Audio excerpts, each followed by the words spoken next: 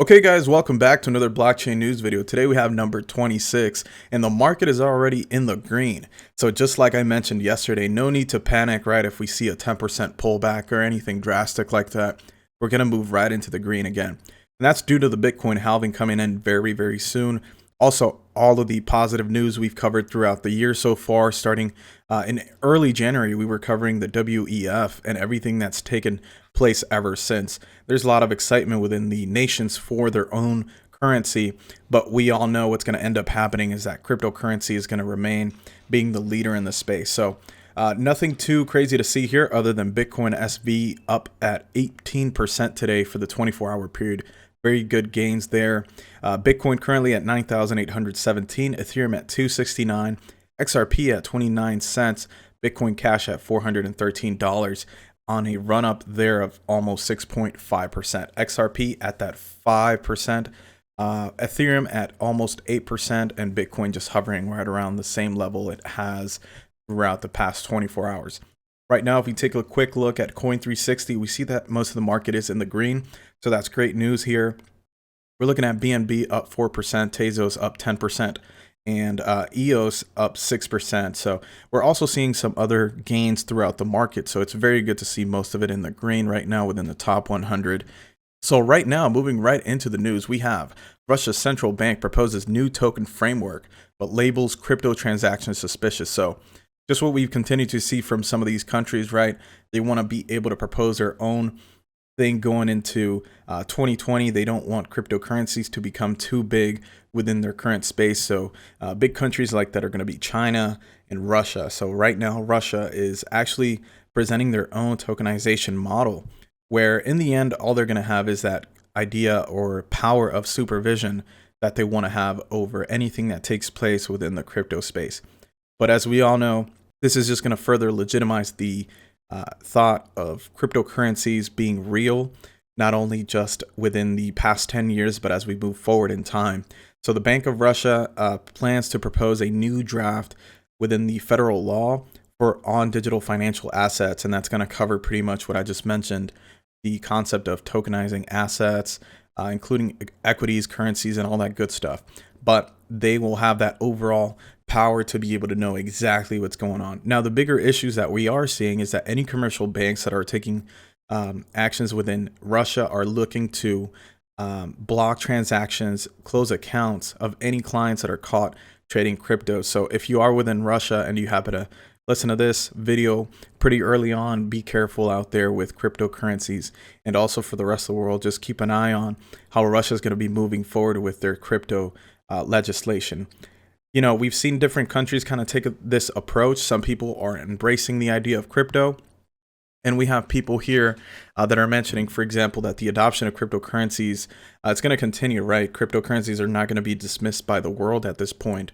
And looking past them and missing out on them is actually an opportunity cost for a country or a state or whatnot. So we want to remain within the countries that are looking at cryptocurrency pretty positively, and hopefully that will influence those that are taking a more difficult approach to accepting cryptos and influence them to make better decisions. So right now where we stand with Russia is that negative pressure from their support for the public cryptos, but they want to create their own framework and push that forward. Next up, we have Alex Jones finally becomes a Bitcoin believer. So Alex Jones is a pretty famous far-right conspiracy theorist. And he met with Max Kaiser, who, after talking to him for quite a bit, he admitted that he was right and he should have gotten involved in Bitcoin a long time ago. And of course, it's easy to mention that or say that now, right, guys, that we've moved 10 years into the future and Bitcoin ended up being the absolute best investment of the past decade, you know, confirmed by just about anybody that's observed stocks and just about any other asset class. So it's a pretty big thing here to see more people, right? More big names, people that are pretty big out there in the space being followed by different groups of people finally coming to their senses and realizing that Bitcoin is here to stay. It's a very big opportunity. And even though he did miss out on that $1, $100, $1,000, perhaps like some of us, getting in now could net him a 40x return according to Kaiser. So Kaiser is expecting Bitcoin to go all the way up to 400,000 in USD value. So that's actually a pretty bullish statement there in the coming years. I think that could definitely happen. I don't know in regards to time frame, just because, we can see some forward movement and some pullbacks. And, right now with the price in the market, I was expecting Bitcoin to be sincere at a much higher level, almost like 12K at this point. But, we are moving up there. We're staying in the green. The entire market and the alts are also moving accordingly. But for right now, jokes around, Alex Jones, has finally capitulated after 10 years of watching the Bitcoin bubble inflate. He's finally took the time to let his listeners know to purchase Bitcoin at $10,000. And he's not one to urge them, but it's just a funny statement here that Peter Schiff made on today or yesterday. So pretty cool stuff. He did take notice of Jack Dorsey from Twitter, speaking on Bitcoin and him being such a big supporter, right? We've seen how Twitter implemented the Bitcoin icon and stuff like that. So, we just keep getting more support across the world from different figures, and that's just good to have in the crypto space. Next up, we have China's DCEP unlikely to impact crypto markets in the long term, eToro analyst says. So going back to what we had spoken about, guys, my idea and my thought process that we are going to have these central currencies or central bank digital currencies take place throughout the world. But all this is really going to end up doing, even in the short term, to be sincere, is just going to bring more eyes into cryptocurrency, right? People are going to start thinking, well, if we've always had a cash economy and we've always had, now banks that are transferring dollars and whatnot, why do we need this idea of a crypto US dollar or crypto Chinese dollar or something like that? And in the end, people are going to, conversation, word of mouth is going to continue to spread, and cryptocurrencies are going to stay in the center of focus for most people. So this analyst is stating that unlike most crypto assets, the DCEP will be a centralized government issued digital currency. And for these factors, the DCEP should not have a direct impact on the crypto asset market. If we look back right now, we've already confirmed that Bitcoin was the best 10-year investment. What do you think somebody that understands that idea or understands that piece of information, say in 2022, 2023, comes out and they are given, hey, do you want to hold DCEP or do you want to hold a Bitcoin? I think as conversation moves along, people are going to understand just the real value of cryptocurrencies in a deflationary state like Bitcoin.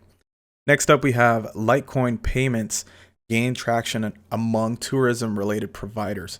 So biggest takeaway here is that, cryptos like Litecoin, those kind of coins that are mainly for providing that transaction service throughout the globe are actually getting more adopted. Here, we're seeing about 24 services are now accepting Litecoin throughout the world. So that's pretty good.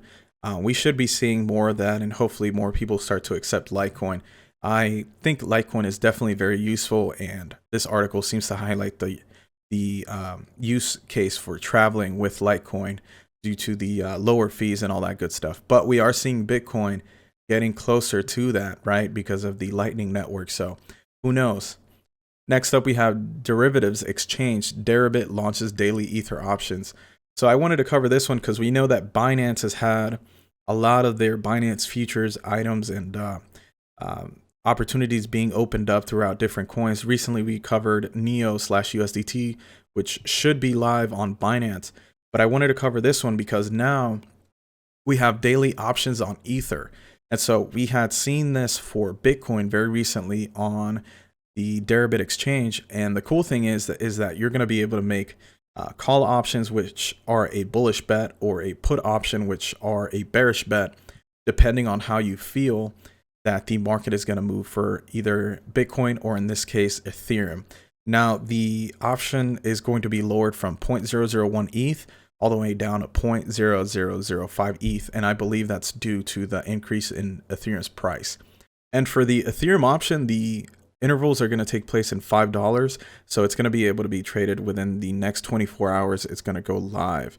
And that's going to be pretty cool. They're going to be short-term contracts that are going to be taking place. So you can leverage, your opportunity there if you think, hey, the market's going to go down in the next 24 hours or it's going to go up in the next 24 hours.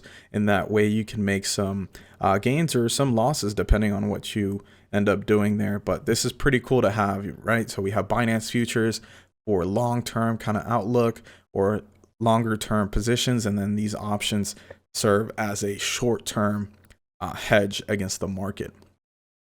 Next up, we have 4 telcos test blockchain solution to automate roaming discounts.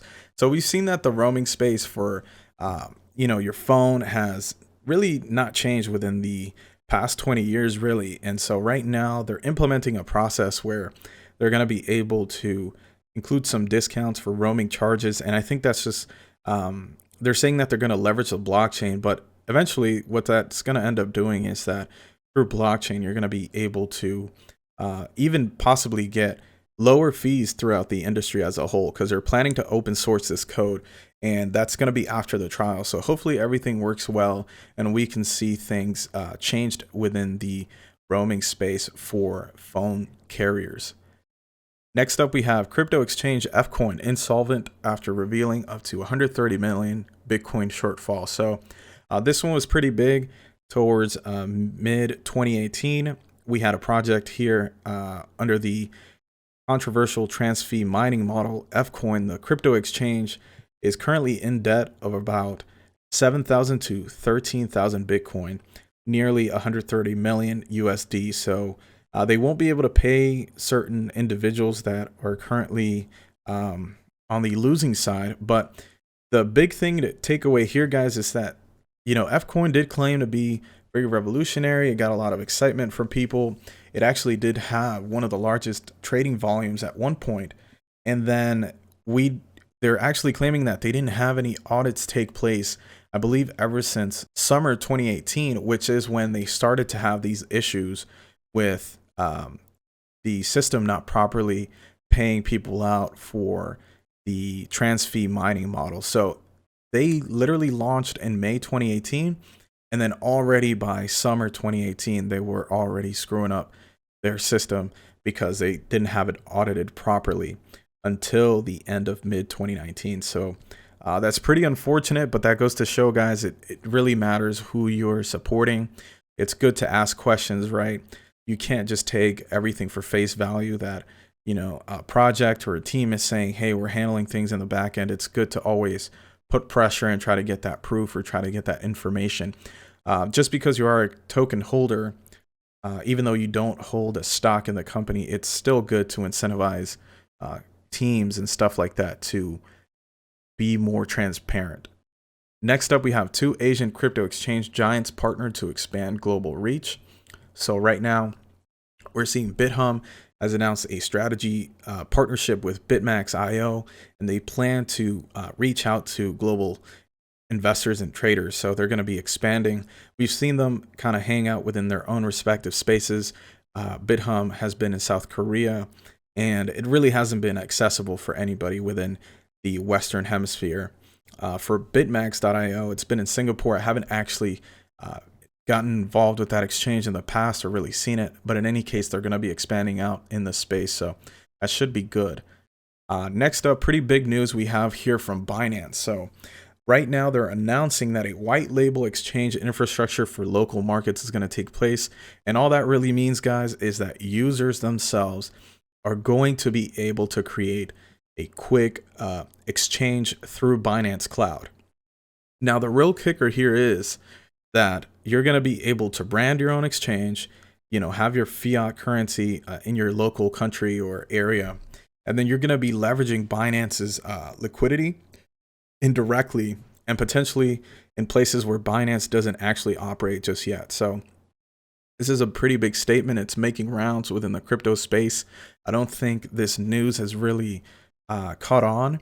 And they're also planning to add things like staking and over-the-counter trading services for token launch capabilities like IEOs and stuff like that. So They're going to be bringing just about all of their big things into these different services. So they're trying to become a, I guess, service for exchanges to users, not only just big companies. So that's going to be pretty interesting to see and should add more liquidity throughout the cryptocurrency space as we move forward this year. Next up, we have Brazil cracks down on cryptocurrency exchanges. So 2 exchanges currently went down. We have Accesso Bitcoin. That one was voluntarily shut down due to some of the pressure that they were feeling from the government, and Litecoin was suspended immediately or it would face some big fines. So just keep a note on that. If you're involved within the Brazil space, cryptocurrency space, this may be something pretty important for you.